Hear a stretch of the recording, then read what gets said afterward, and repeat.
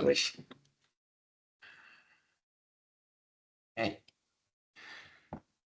Hey, welcome everyone. So thanks a lot for joining me. Good evening, good afternoon, depending on your time zone. Today's subject is too hot web scraping with beautiful soup. My name is Salil. I'll cut it short from my side. So thanks a lot for joining me. We are all ears. We are listening to you. Oh, thank you, Holly, and thank you for inviting me, and thank you everyone for joining. It's a real pleasure to have you here.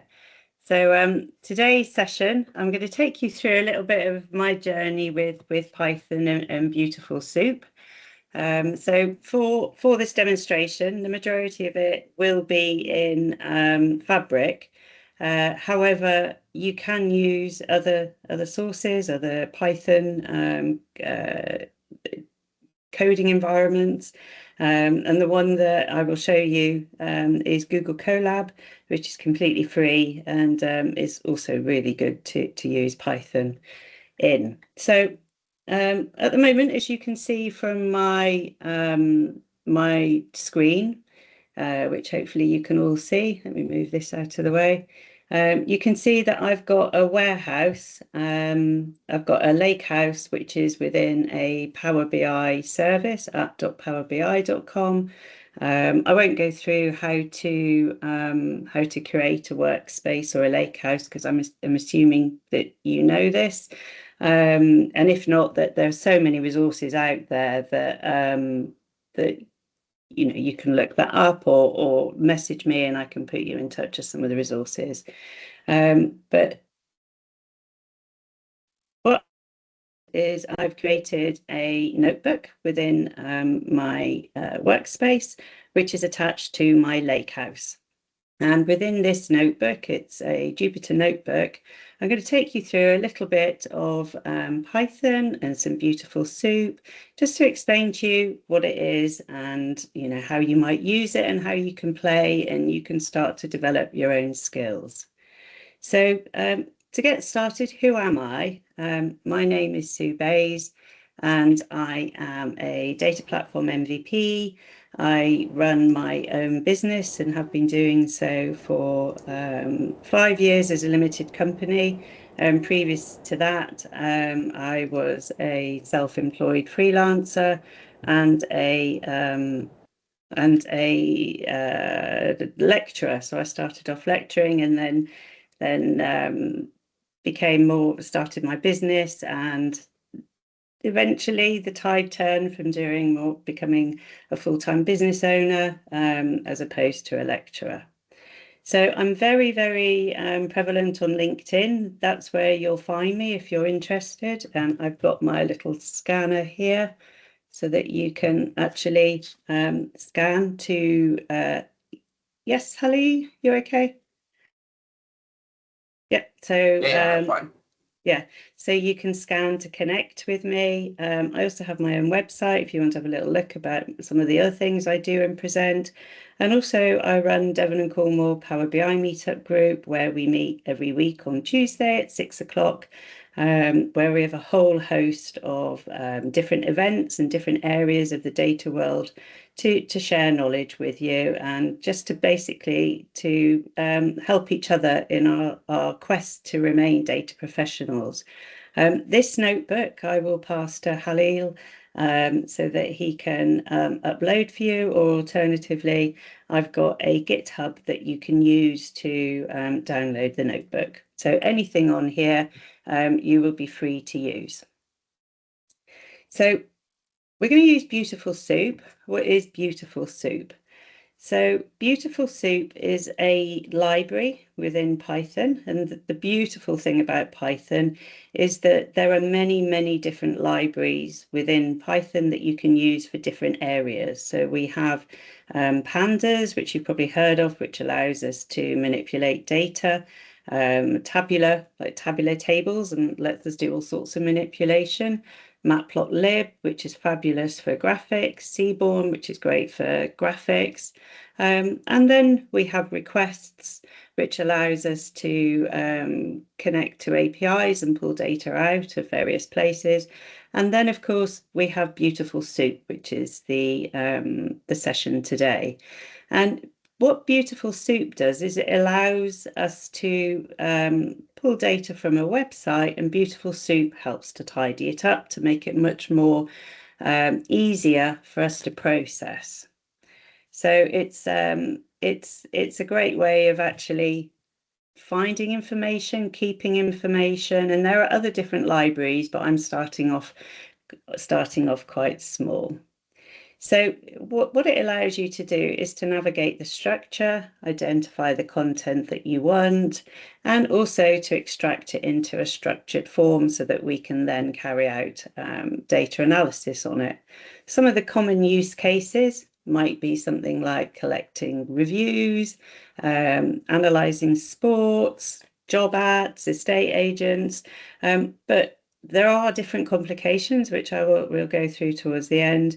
Websites are always changing. There is different terms and conditions before scraping, and quite often you can't scrape depending upon how the website is set up. So it's a dynamically moving process. You've been using Selenium. Yes, I've been using Selenium a bit as well, Argenis. So I'm not touching on Selenium at the moment. Yes, you can scrape currency exchange rates. Yep, Fernando. And I've got an example for Selenium to show you later. So we'll go through that.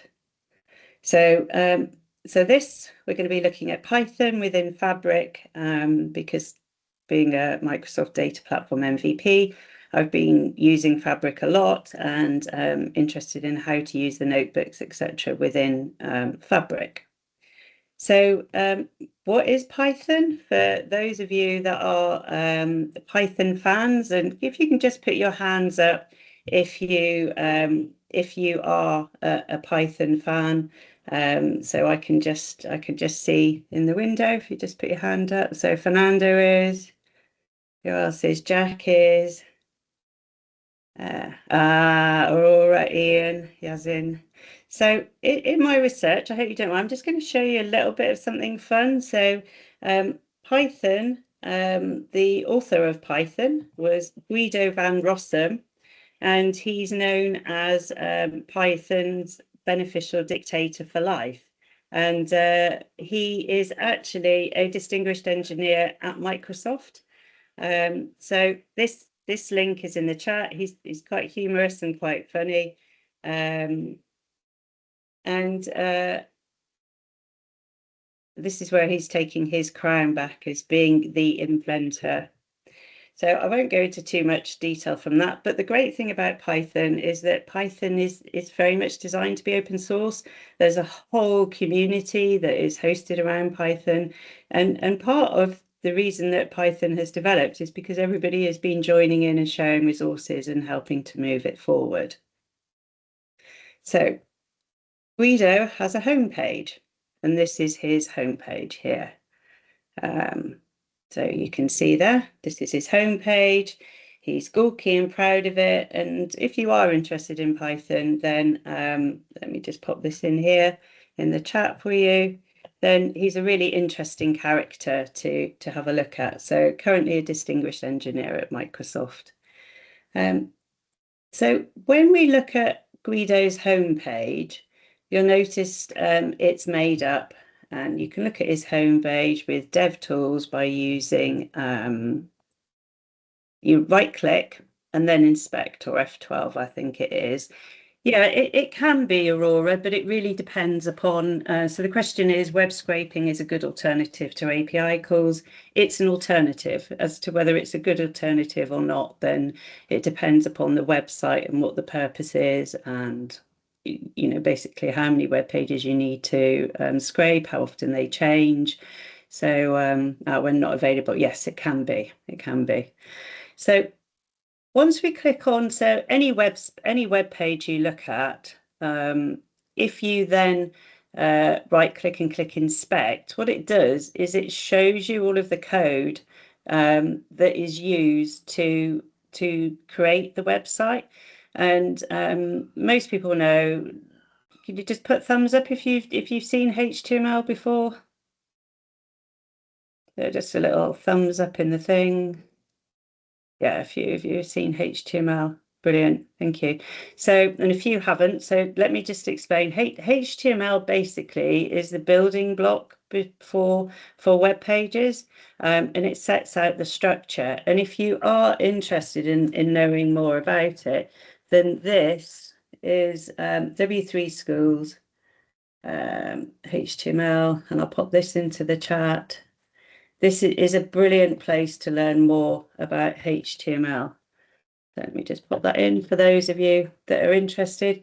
But HTML basically is a way that you structure. So, and everything is within tags, so to speak. So we've got the head there, which tells us the detail about the head.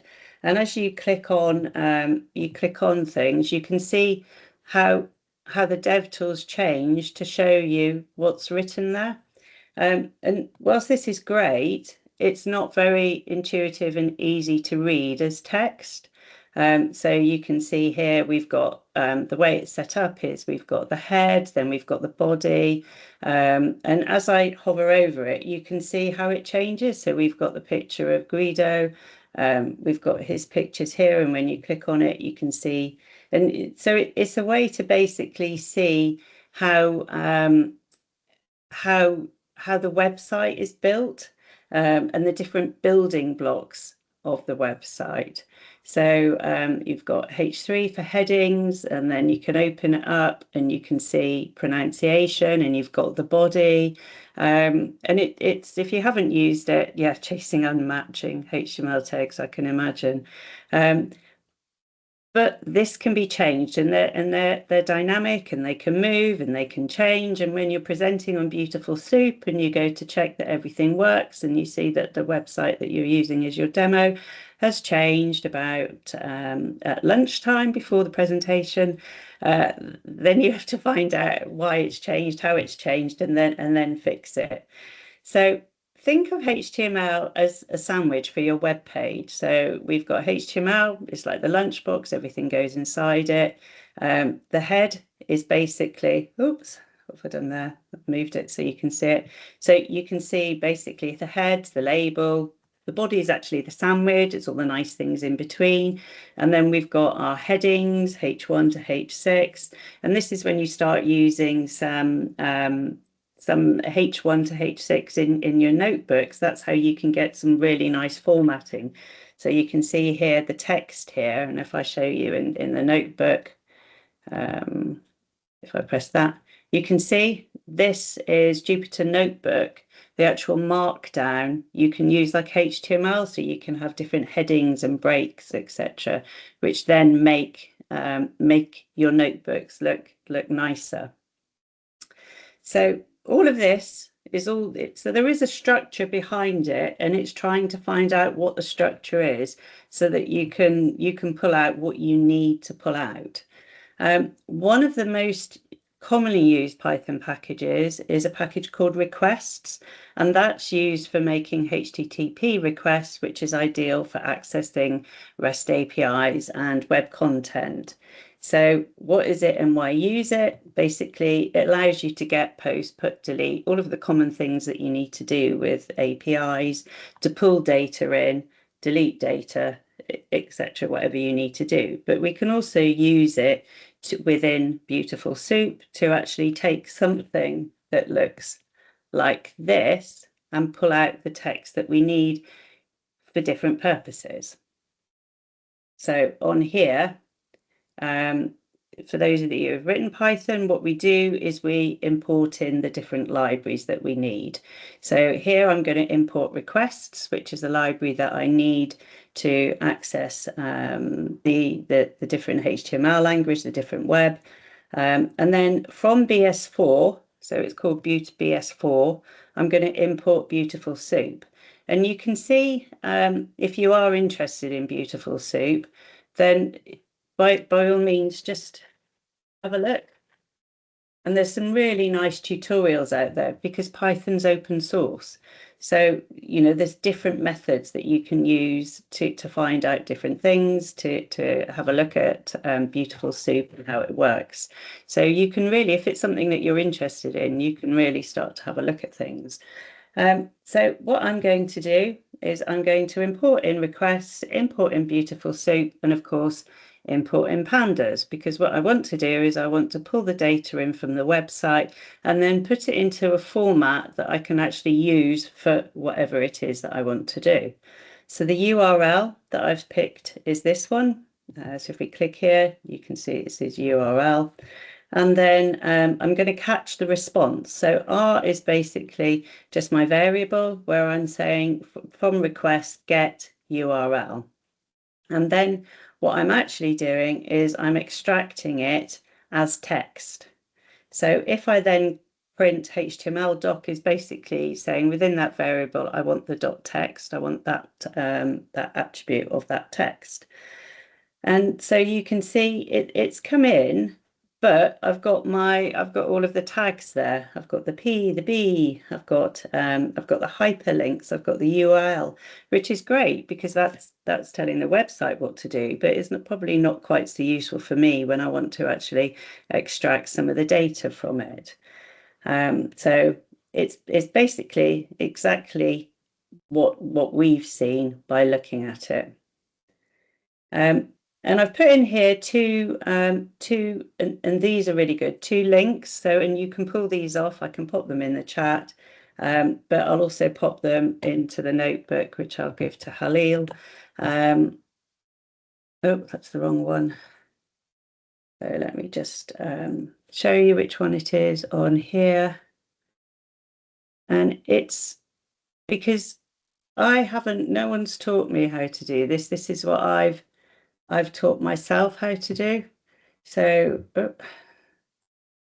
basically on here, if we click on this one, you'll see it's an introduction to web scraping. So there's lots of different types of things that you can do to teach yourself. And these two I found were particularly good, and gave some examples of Selenium, which is another package, not like Beautiful Soup. It's a different package that I think one of you has referred to and has used, and it's just a different method because the web is so diverse. There are so many ways that they're created, that there are different packages that you would use depending upon what you're trying to achieve. So basically, if we think of it like this, we've got HTML at the top, and then we've got our head, our body, our title, our metadata, our headings, our P tags, and then we've got, you know, all sorts of different things. And XPath is a way that you can actually map through the hierarchy of the web to actually work out what text you want. So once this is quite a nice course as well. So once I have up here, I've created this HTML.doc, which is all of the text, which is all of this. So within here now, what I might want to do is I want to create a Beautiful Soup document. So if I press play, you'll see I get soup, and it's called a Beautiful Soup document. Now, if you want to know what soup does, then what you can do is you can do soup, and you can see as I've started pulling it in, you should be able to then press the little question mark, and it gives you more information about what soup is and how you can use it. And basically it's a way, if you use the question mark after something in Python, then it gives you more details about what's actually happening. So again, it's all of the content, all of the doc strings behind that particular document. So what I like to do when I first start is I just want to know that it's working. So a really simple way to make sure that it's working is I can print the title. So what I'm doing is I'm just saying print title, and this is using f strings, which is a method we use within Python. And it's a fabulous way to concatenate strings of text with whatever other object you have within Python, because everything in Python is an object. So on here, I'm printing, because we want to print something, and then I've got an F string, and then I've got text. So this title is just text. And then in the curly brackets, I've got my object. Now that could be an integer, it could be soup.title, it could be anything. It could be a list, it could be a dictionary. And the F string allows us concatenate without having to change the format of the different objects to make them all text. So in here, I've just printed the title and soup, and one of the attributes of soup is title. So here, function title. So that tells me that the title of this web page is Guido's personal homepage. And if we go there, we'll see the title is Guido's personal homepage. So to the shell, you're there before me. I'm coming there. I'm getting there, Fernando. So what we also might want to do is just print the text. So here I'm printing the text. So I've got Guido underscore text, which is my variable. And then I've got my my object, my soup object, which is all of the content of that particular page. And then I'm using where I had .title, now I'm doing .text. So what you can do is you can do soup dot, and as you press dot, you'll see all of the different things that you can do. So you can find different things, you can find the children. So it's all to do with a hierarchy of what object belongs to which object along the paths. So if we do text, so I'm just asking it here, soup.text, and then I'm putting it to the shell. So what I mean by the shell is it depends upon where you're printing. So on here, I'm printing it into here, into the notebook. But if I was writing this, for example, in the command line interface, yes. Yeah, so the text now, when I print it, you can see that, so let's just print it again. So you can see now all of the tags are gone, and it's just printing all of the text without any of the titles. So here you can see on there, you've got the tags. There's no tags here. It's just text without tags. So that's quite useful. But you might want to find all of the hyperlinks. So the hyperlinks are called tags, A tags. So we've called them A underscore tags. And we're saying, right, find all of the hyperlinks, which are all known as dash A. So when we press that, you'll see that it finds all of the tags. We can say all of these tags here, which is quite useful if you're actually iterating over something and you want to see all of the references or some of the information. And because we've called this a variable and we've called all of the tags, then what we can do is we can then just say type A. What type is it? What type of what data type is it? What object is it? And you can see that it's an element of the beautiful soup library, and it's a result set. So type is a really useful thing that you can do within Python to find out more about the object that you've created and what type it is, and it gives you more information. So what I might want to do to make it more useful is I might want to print all of the URLs to the shell. So by the shell, I mean underneath the notebook, to the notebook. I should probably have put to the notebook. So you can see these are all of the, for the link in the A tags, anything where there's a href, show me what's after it so I can see all of the links. But what can we use it for? So this is quite useful, and it's a very, very simple example. But what I always find is that I like to have a purpose for doing something, because if I have a purpose for doing something, I'm more likely to do it. If it's something airy-fairy, which I'm not interested about, it gets shoved to the bottom of the list. But if it's something that I'm passionate about and I'm interested in, then I tend to, my staying power is higher, and I'm more likely to spend much more time, because with anything I found in my experience, anything that I'm learning, it always takes longer at the beginning, and you're always battling against different things. And I don't think it's that I'm particularly any good. I think it's just that I persevere and I'm bloody minded, and I don't like not to be able to do things. So I just keep on going and keep on going. But I only do that if I'm interested. So the scenario is possibly you could be dreaming of qualifying for the London and the Boston Marathon, because running a marathon isn't enough, really, apparently. So there is this page here, London, good for age entry. See, there's always got to be some running in there. Running needs to be in your life. So this is a good for age entry. Now you'll see, not yet open for quite a few. We're talking double figures. So it's not yet open for applications. So when you start, the thing is, it's a bit of a minefield to work out when you have to apply, when the qualifying period is, because there are certain marathons that I'm particularly keen on achieving. And the ones at the moment are London and Boston. So what I've done is I've gone to this page, good age for entry, because you can follow the examples, and the examples are great because you can get them to do what you want them to do. But in real life, it's never like content that, it's not like a tutorial where everything is set up for you. There's always things that go wrong.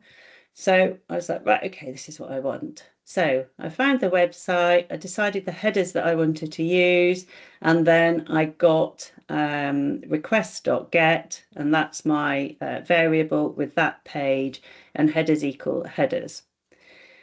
Then what I did is I applied Beautiful Soup to it. So I said, use a html.parser and pull out all of the text.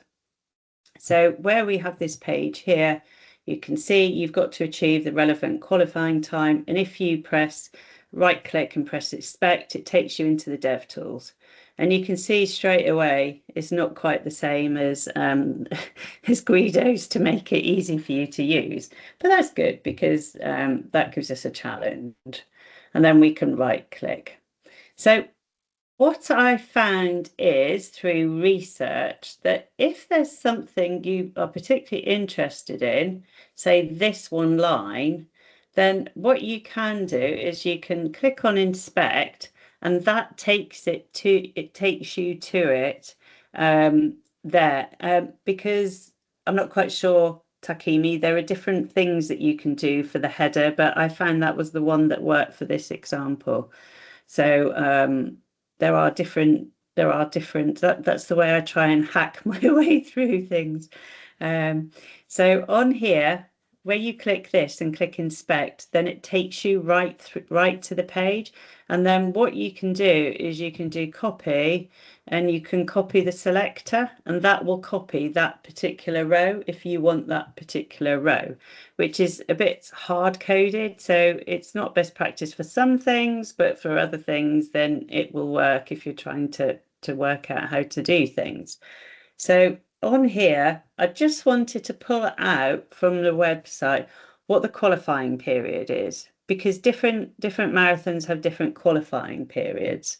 So on here, I wanted London's qualifying period. So I went through and I'd said, right, I want to select that text. I want to make it qualifying text. And then on here, I've asked it to print off the qualifying text. So I've printed off the qualifying period. It's the 1st of October to 30th of September, because this is all going into my little Power BI report. And then what I wanted to do was I wanted to find out where the links were and who runs it and where the links are, so that when I apply, I've got it near to me. And then what I wanted to do is I wanted to just create a data frame, because I've pulled it into a, let me show you.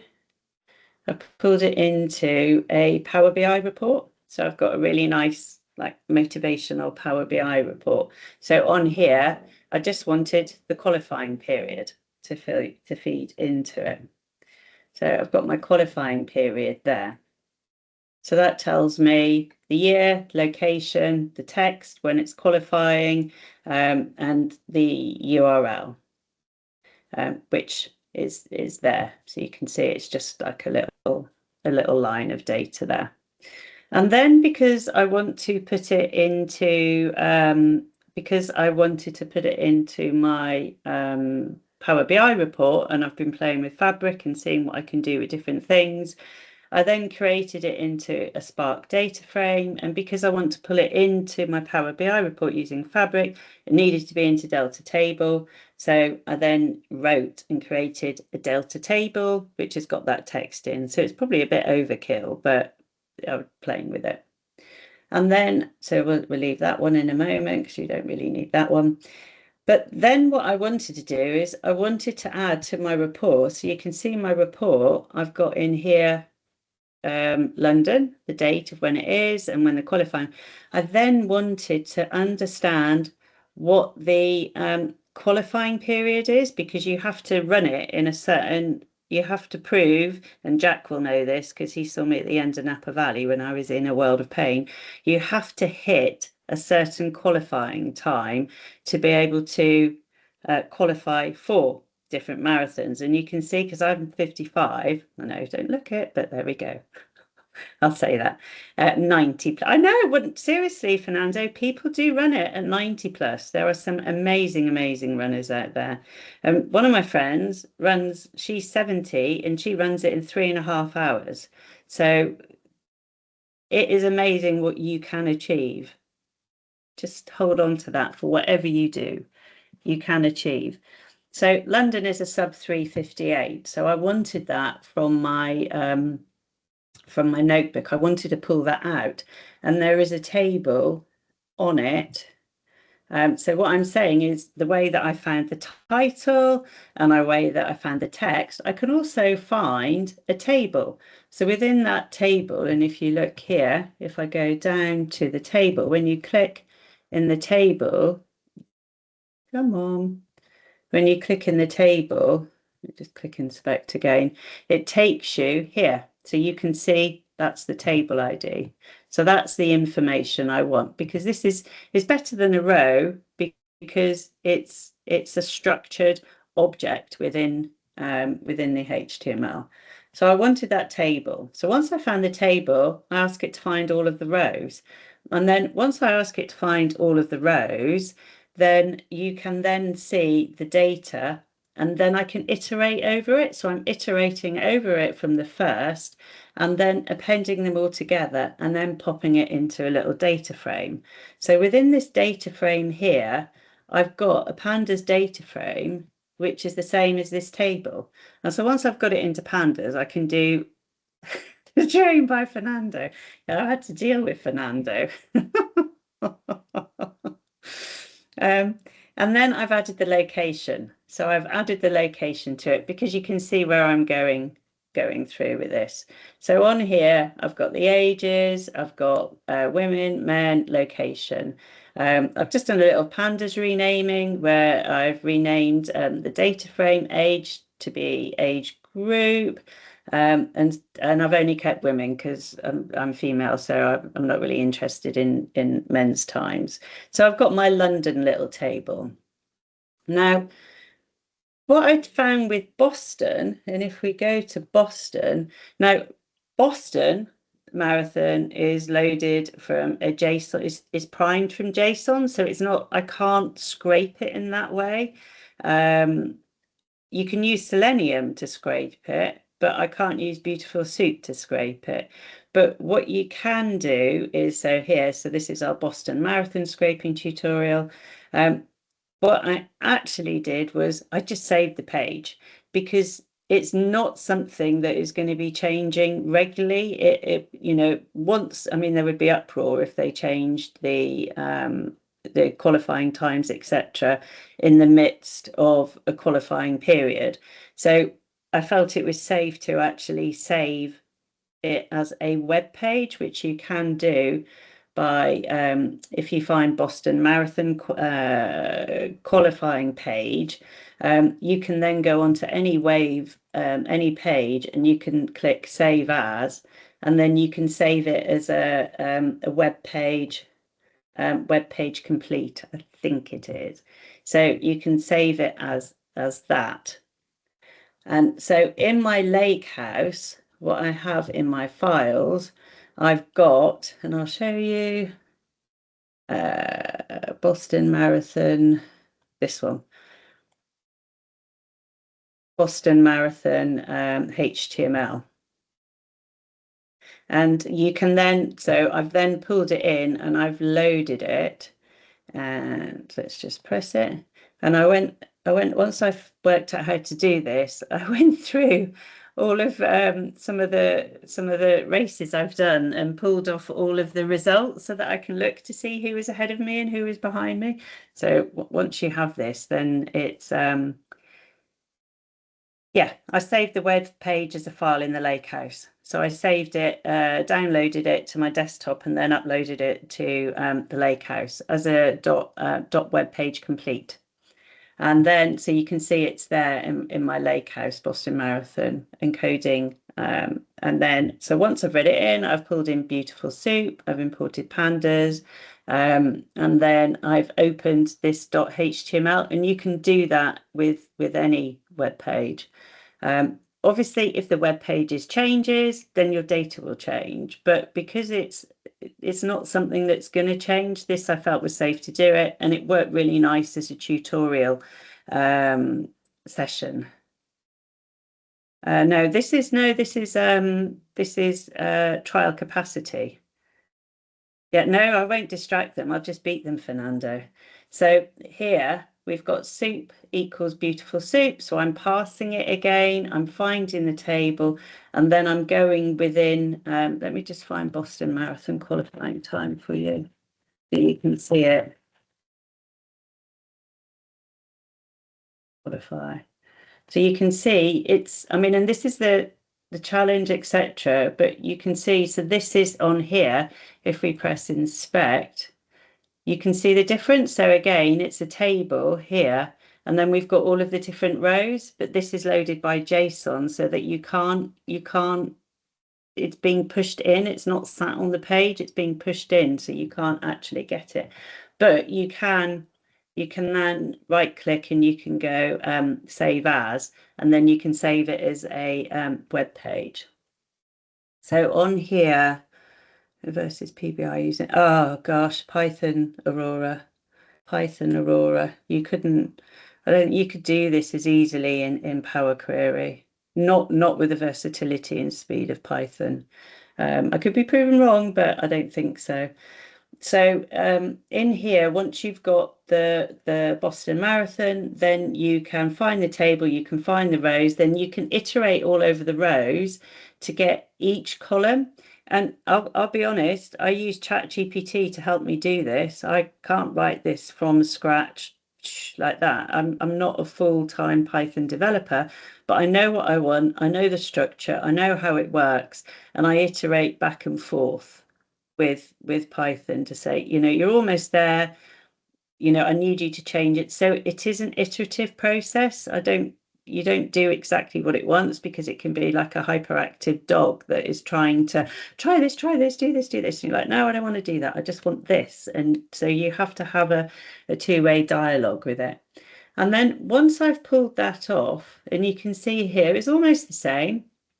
I've got age group, I've got men, I've got women, I've got non-binary, but it's in a slightly different format. So what I did was I just then went through, and once I had that data, I then went through and I pulled out the women the same way as I did within pandas, changed the titles, got rid of men and non-binary, and just kept the women. And I'll show you that table in a minute. And you can see that's 2 minutes more. So with Boston, I've got 10 minutes, 30 seconds. Then what I was interested in, because this is, if it's something you're interested in, it just pushes you that bit further to, it just pushes you that bit further because you have questions that you want to answer, which then, challenges your learning. So within there, I just wanted to understand, what is the cutoff? Because I didn't get into London last year because I was 30 seconds, even though I was in the cutoff period, I was 2.5 minutes clear 2 minutes clear, and the margin of safety was 2.5, 23 seconds, I think I was out, so I didn't get to run London. So I was like, right, okay, Boston, because Boston is the dream. What is the cutoff for Boston? So this table here is, and if I use df.cutoff, it tells me the top, and I'm like, well, I'm not interested in 2012. So I did tail, which gave me the bottom, which then shows me the cutoff period. So basically, last year in 2025, they can have 30,000 people running. They didn't accept 12,000, and I think this is the time qualifiers, I think. And the cutoff time is 6:51. So each year people are getting quicker. Although I think that probably that will be more for, you know, the really super speedies, sort of 20 ages-ish. So at the moment, my cutoff time is a 10.5-minute margin. So I should be safe. I've got 3.5 minutes clear of the fastest, but you just don't know. So, but it's about doing something that challenges and interests you. So on here, I've got London, then I went through to Boston, and I've got the Boston details here. Let me just show exactly what I showed you before. I've got my time, then I renamed women to be women, and you can see I had one thing that I was playing on for Boston, and then to pull it for the demo, I pulled together all of my resources to create one notebook. And so I only kept the age group for women and for location, so of the ones that I wanted. And if let's just do tail 10. So if I put there, it'll show me the last 10. It'll show you the last 10. So you can see there the different times. So it's 4 hours for Boston. Then I did a little bit of data merging, and I actually and it actually then pulls it in. It's just seeing it as text, Fernando. I haven't changed it as time. It's just text. So on here, I then pulled the data in and got it how I want it to look. So on here, and you can see it's changed because it wasn't like this when they first did it. It was the actual, so this is just text, so it doesn't really understand what's in there, but it's pulled it together for me. So I know I need to get a sub 358 because it's text. And then I know here I've got to get 4 hours, which I've got because of Napa. So on here, all I wanted was to, oh, have I not done that one? So what you get here, it's saying DF50 plus is not defined. So I've scrolled up and you can see that I haven't, when you look here, you can see the time. Because I didn't press play here, I didn't create that variable, that data frame. So once I've created it and then I go back here, I've then pulled that data through and I've created another data frame, which will then create a table good for age for me. And then this is where I pulled it all through and added it to Boston, which gave me the details for Boston. And as I'm writing the text here, and I'm saving it, you can see that I'm saving it as a table. And as I save it into, oh, I've got an error. As I'm saving it into the table, the tables are being saved as delta tables in there. So you can see that one's 547. That one's what if I not saved? That's not worked. The schema can't be written over and replaced where. And this is something that might happen when you're using web pages. Something's changed, which does then stopped it working. 547, 546, 546. It might be because I've already created it, but I'm not going to worry too much now. And then I've got all of my tables. I've got the cutoff. I've then actually created these tables. And then I went through and I found the qualifying text. So what I then have is I have these tables here, and you can see bust and cut off. I've got my delta tables, and because I've then got my delta tables, then I can pull my delta tables in to create my Power BI report. Just a quick question. I want to learn this because I want to. Okay, it's Notebook, so I can show you on Notebook. You wouldn't use PySpark for this, Fernando. PySpark is for dealing with big data. You wouldn't use PySpark for this, just Python. And I did a session, so I can, and I've got somebody coming to talk to us about PySpark, but PySpark is for heavy engineering. You don't need to use PySpark for this. This is perfect for pandas and it's perfect for Python. You wouldn't use PySpark. So on here, I had to use PySpark here to create the delta table. I can't create the delta table with Python, with pandas. I had to use PySpark to create the to your right line dot option overwrite scheme true. Oh, let's have a look, Jack. Thank you. I don't know why it's not working this time, because it worked so many other times, but let's find the option. I'm going to go back up. Dot option dot override. I wonder why it's done that, because it's maybe it's because I've just created it again, but we'll try it. No, it still doesn't like it. Don't worry, I will look at it because I want to go through some of the examples. So I created these, and I'll find out, Jack, and then let you know. So on here I've got my delta tables. Once you've got those delta tables, then you can pull those delta tables into Power BI. So here is my Power BI report, and if I take you into Power Query, tra-la-la. So we can go into Power Query, and the delta tables, it's basically the same as having a SQL database. So here I can pull the data in, and you can see I'm pulling it from my data warehouse in Fabric, and you get that, if I can remember, and close and apply, and then you create your model, which is a very, very dull, boring model. But I just wanted to show you how you could pull that data in and how you could use it to help motivate you. So once you've got that in, then you can republish it.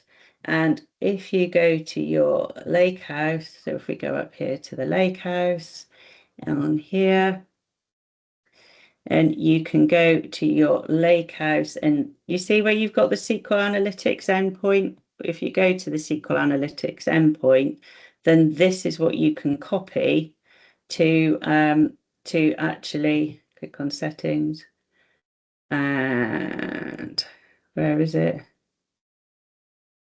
Turned off. It's in here basically. Now here we go, SQL endpoint. There you go.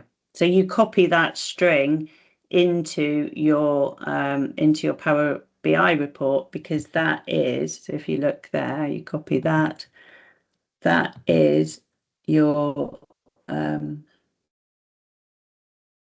endpoint here. So you can see it's that. So once you post it in, and that gives you access to the delta tables. When did I do that? So I just literally very quickly, I went into Beautiful Soup there, and then you have to keep up, Fernando. Clicked on the lake house, and then I went into SQL Analytics endpoint, and then I went into here, and then I went into here, and then I found it there. And that's how you can then access your data table within Power BI. And that's how you can then create your Power BI report. So that enabled me to create my Power BI report. So we go there. And so in my workspace, I've got my different notebooks that I used. I've got my lakehouse where I stored my data that I ingested in. So if we go to my lakehouse, I've got my files that I used to ingest in. I went through race reviews and all sorts of things. My python.gif in there. So when you have your notebook, you can actually pull in GIFs and images. You wouldn't do it if you're using it for production, but if you're doing it to explain and demonstrate something, then this is what you can use. And then these are the delta tables that I created with my notebooks, which I can then access with my SQL Analytics endpoint to then create my lovely just motivational period report.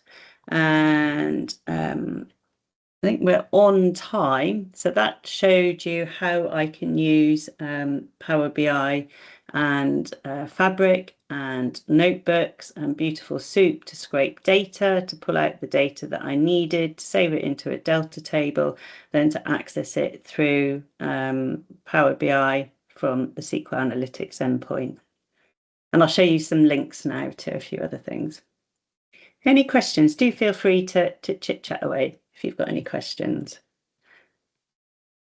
Well, that was one of the most efficient meetups that I've ever watched on Python and web scraping, definitely. Definitely. If you're able to share your Python notebook with me, I'm going to publish this as well when I publish the recordings. Yeah, I'm just trying to find where I kept because I went through, because who did Selenium in the someone did Selenium, and I did before I started on here. I wanted to show you how to use Google Chrome. Here we go. Let me just pull this over. You're going to love this. So has everyone got 2 minutes? So on here, on the link that I showed you, Introduction to Web Scraping, and XPath for web scraping with Zenrose, they're both 2 links in the, and let me put them in here in chat. Argenis, hi Argenis. So I'm sure you've seen this, Argenis. So, and on here and in here. This is really good. And what you can do, you can use Fabric. Of course, you can use Fabric and it's really good.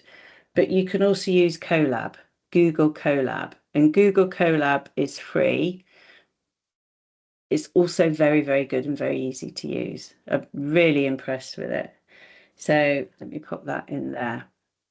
You don't have to, Fabric's fabulous and there's lots of, fun things that you can do with it, and you keep all of your data secure and safe within one environment.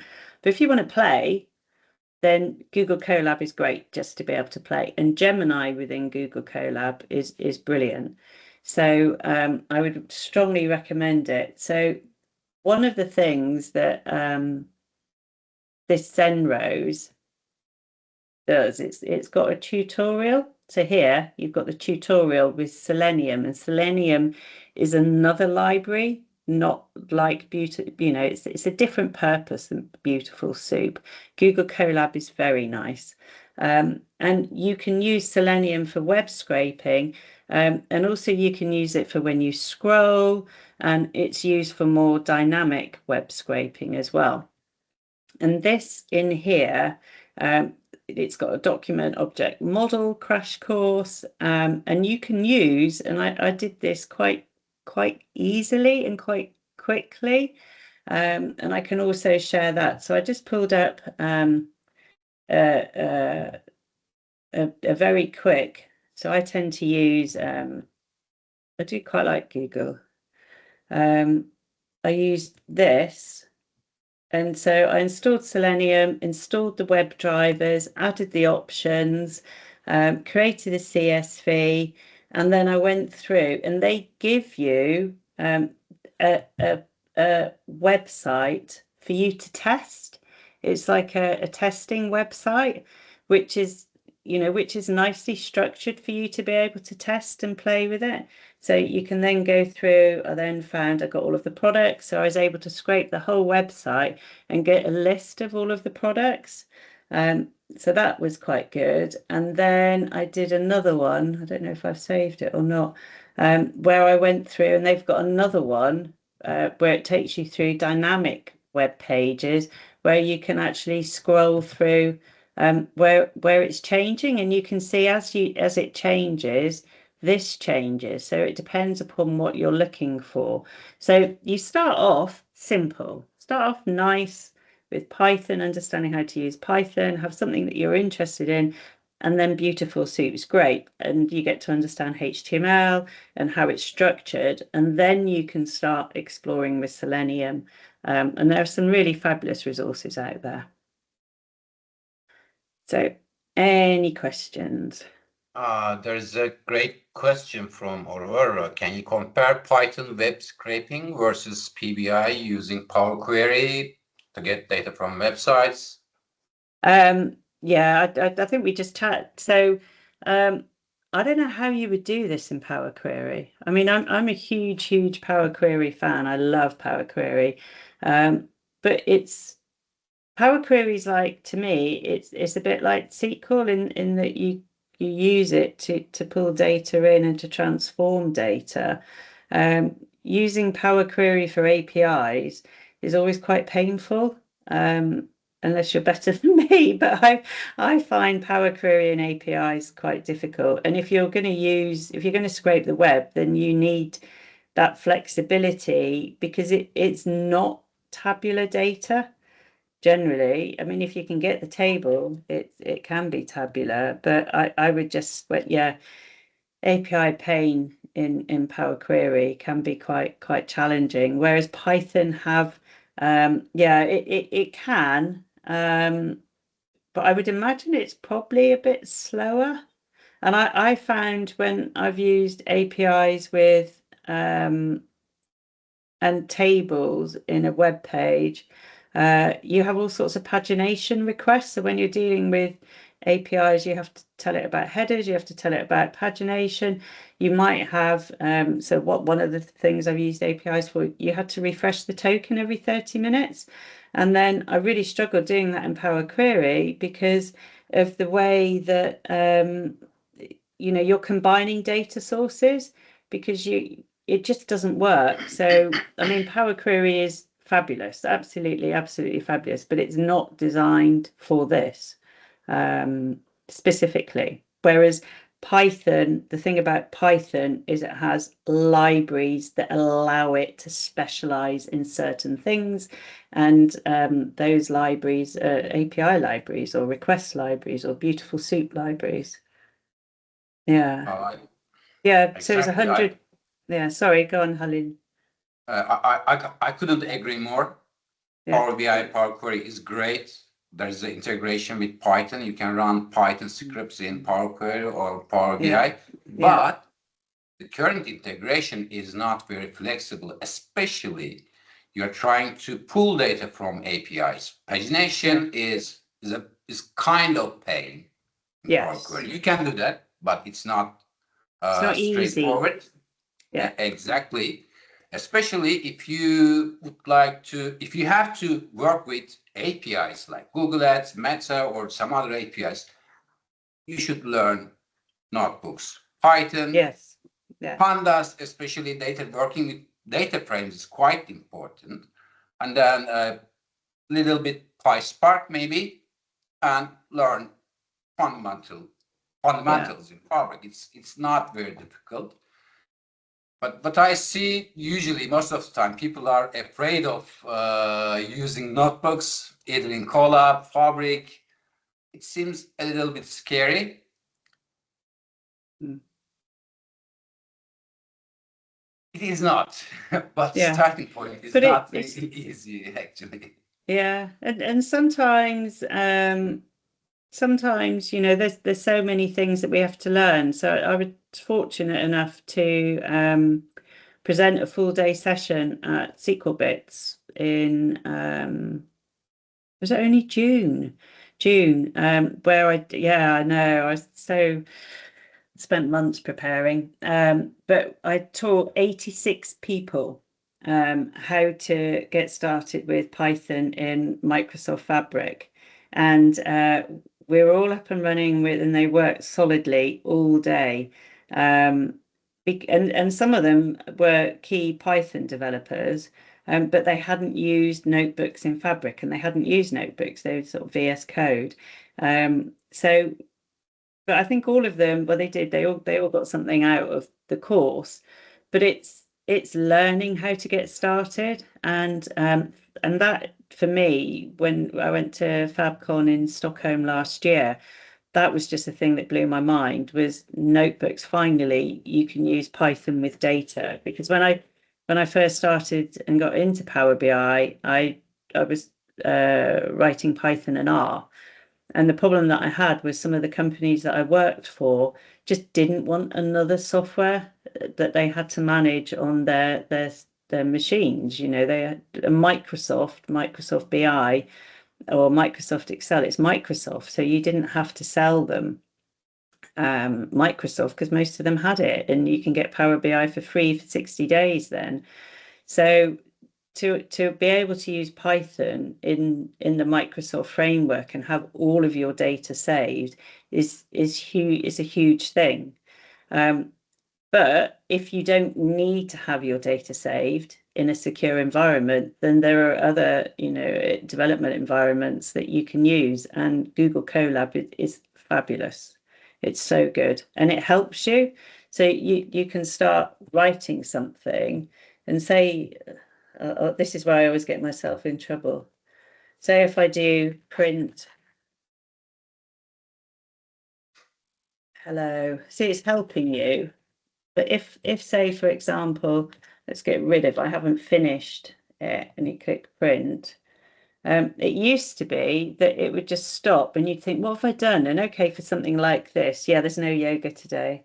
It tells you, and look at that, it even tells you where it is. So it's really helpful. Next steps, explain the error.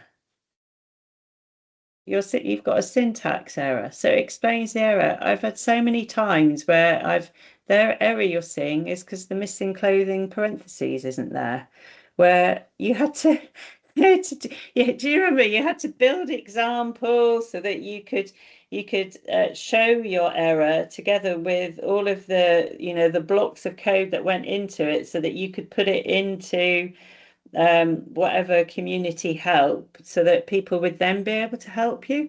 Whereas now you just tell me what I've done wrong. What have I done wrong?